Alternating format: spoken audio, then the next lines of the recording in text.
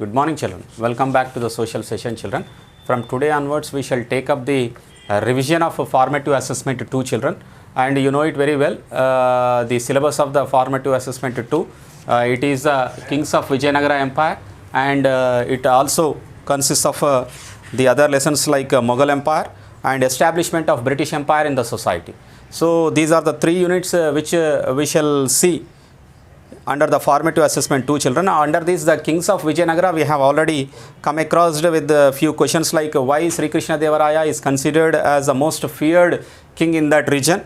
And under the Mughal Empire also, we tried to answer the questions like what was the role of Jamindars in Mughal administration, and what was the art and architecture of the Qutub Shahis also we have come across. So if you look at what was the role of Jamindars in Mughal administration, I think have you attempted this answer, children?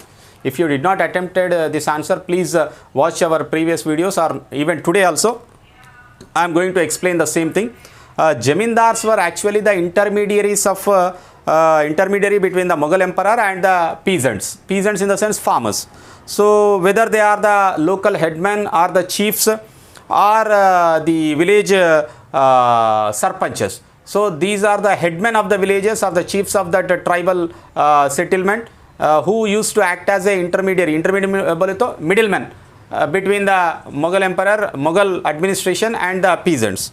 Second thing is, they were existed on hereditary basis but not appointed by the Mughal emperor. They are existed by the hereditary, means बाप के बाद में उसका बेटा, उसके बाद में उसके बेटे, they become the jamindar, but they are not appointed by the Mughal emperor.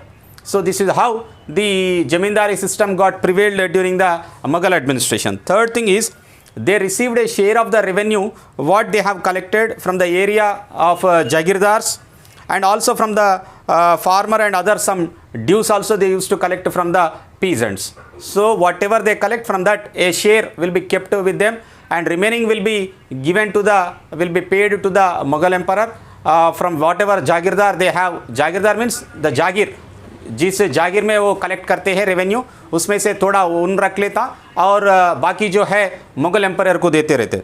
This is a third important point. What is the role of the zamindar in the Mughal administration. Fourth thing is, they often acted as the representatives of the local people in dealing with the Mughal officials, because Mughal officials are not well versed with the local language, they are not known with the local geography. These jamindars used to act as the representatives of the local people with the Mughal officials. So what are the demands of the local people will be brought in front of the Mughal rulers only through these jamindars. In some areas, jamindars exercised a great deal of power also. They even used to exercise judiciary powers even. So the exploitation of the Mughal officials made them to rebel against the Mughal authority in some areas. In some areas they had rebelled. Jamindars were also responsible for the fall of the Mughal authority in some areas because of the Mughal domination and Mughal exploitation of the peasants.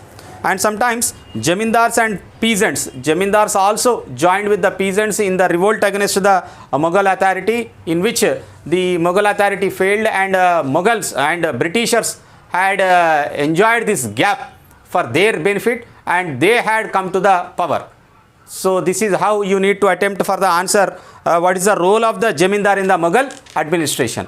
And even under the establishment of British Empire also, children, you can even write down about what were the major, what did the people, why did the people, in what ways did people revolt against the British in 1857? So for such kind of questions also you can write down. The revolt of 1857 spread to each corner of the country and each village of Uttar Pradesh and Bihar especially.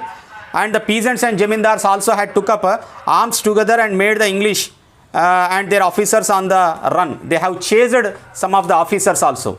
So this point also you can write down. They stopped paying taxes to the British government. They had tore up the railway lines, burned down the police stations, cut down the telegraphs, posts and telegraphs, and uprooted the telegraph wires.